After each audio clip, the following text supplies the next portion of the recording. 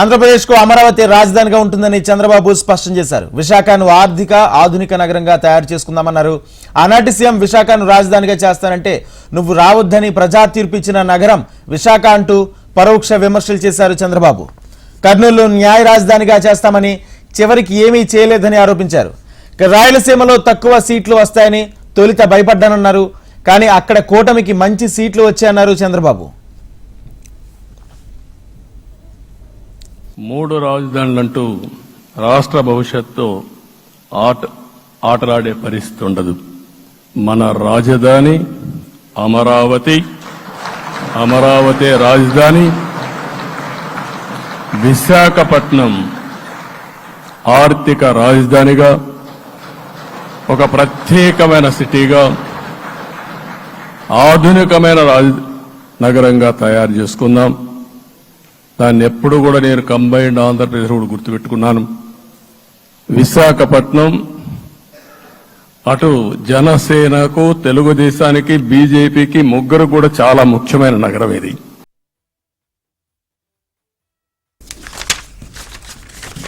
మూడు రాజధాని ఆంధ్రప్రదేశ్కు అమరావతి రాజధానిగా ఉంటుందని చంద్రబాబు స్పష్టం చేశారు. విశాఖను ఆర్థిక ఆధునిక నగరంగా తయారు చేసుకుందామన్నారు. ఆనాటి సీఎం విశాఖను రాజధానిగా చేస్తానంటే నువ్వు రావద్దని ప్రజా తీర్పిచ్చిన నగరం విశాఖ అంటూ పరోక్ష విమర్శలు చేశారు చంద్రబాబు. ఇదే అంశానికి సంబంధించి పూర్తి సమాచారం మా ప్రతినిధి కాంతి లైవ్ ద్వారా అందిస్తారు. కాంతి.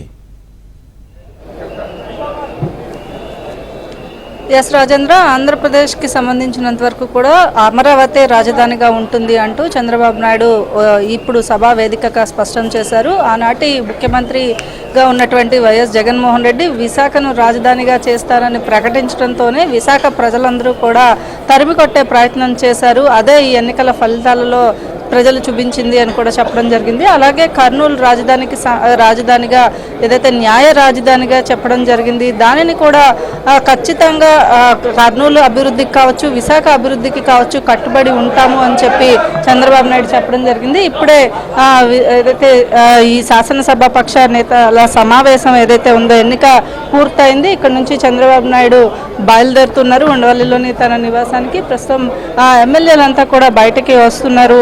ఈ ఏదైతే సీఎం కూడా మామూలు మనిషే, సీఎం వస్తున్నాడంటే ఇక నుంచి పరదాలు కట్టడం, చెట్లు నరికేయడం లాంటి పనులేమీ ఉండవు. కాన్వాయ్ ఒక్క నిమిషం ఆలస్యమైనా పర్లేదు, కానీ సామాన్య ప్రజలను ట్రాఫిక్ని నిలిపివేసి నిబంధనల పేరుతో ఇబ్బంది పెట్టద్దు అంటూ కూడా కోరడం జరిగింది. అలాగే ఏదైతే కాన్వాయ్ వెళ్ళేటప్పుడు ప్రజలు ఇబ్బంది పడే విధంగా ఉండొద్దని చెప్పి రూల్స్ని మార్చొద్దని కూడా చంద్రబాబు నాయుడు చెప్పడం జరిగింది. ఇక రాజధాని విషయంలో అమరావతి రాజధానిగా ఉంటుంది, ఖచ్చితంగా కర్నూలు అభివృద్ధికి మనం కట్టుబడి ఉన్నాము అంటూ కూడా ఆయన స్పష్టం చేయడం జరిగింది.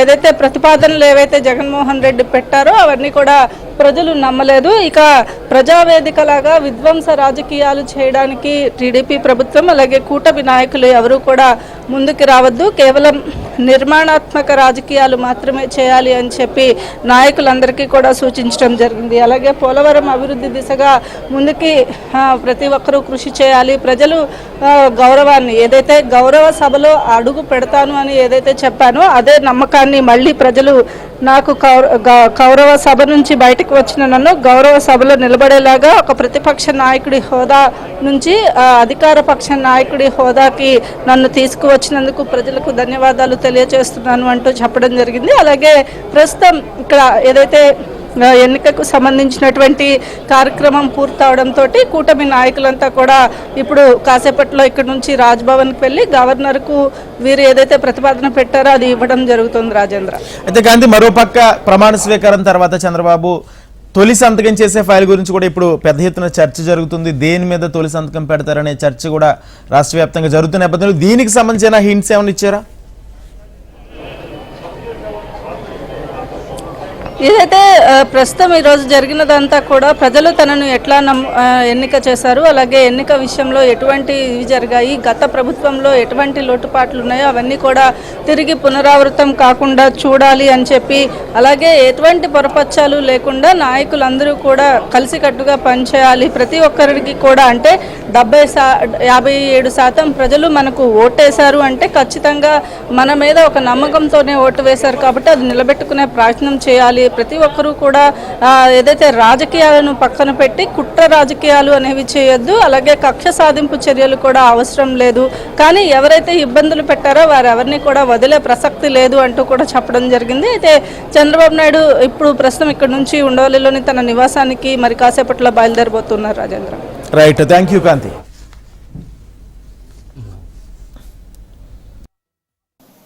విశాఖపట్నాన్ని రాజధానిగా చేస్తాను, ఎన్నికలు అవుతానే అక్కడే ప్రమాణ స్వీకారం చేస్తానంటే నువ్వు రావద్దు అని ప్రజా తీర్పిచ్చిన రాజధాని నగరం విశాఖ నగరం.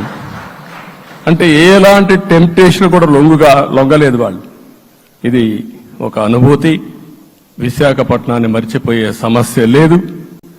తగిన గుర్తింపు ఇస్తాం, అభివృద్ధి చేస్తాం. ఇంకొక పక్క కర్నూలుని కూడా ఇదే మాదిరిగా చెప్పి కర్నూలుని జ్యుడిషియల్ క్యాపిటల్గా చేస్తామని కడాని ఏమీ చేయకుండా వదిలిపెట్టినటువంటి వ్యక్తి. నేను చాలా ఎన్నికలు చూశాను, కానీ రాయలసీమలో వన్ సైడ్ ఎన్నికలు జరిగాయి. బ్రహ్మాండంగా ఓట్లేశారు. ఓట్లేయడమే కాదు, ఊహించినటువంటి మెజార్టీస్ ఇచ్చారు. అందరూ ఎక్స్పెక్ట్ చేశారు రాయలసీమలో కొంచెం ఇబ్బంది ఉంటుందని. అలాంటి రాయలసీమ తిరుగుబాటు చేసే పరిస్థితికి వచ్చింది. దానికి కూడా మనందరి మీద బాధ్యత ఉంది. కర్నూలుని అన్ని విధాలా అభివృద్ధి చేసే బాధ్యత Telugu Desam party, Janasena, BJP, NDA కూటమి తీసుకుంటామని కూడా హామీ ఇస్తున్నాను.